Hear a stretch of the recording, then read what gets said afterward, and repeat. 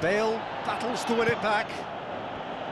Nasir boots it upfield, turns and goes back. He's scored! Unbelievable. Over the hills and far away! No catching them now! Oh, a goal of real quality. He made it look ridiculously easy. It's almost a case of sacrificing some of the power in favour of getting the technique right, and technically that volley was as good as it comes. That's not an easy skill, we know that by now. That's fantastic.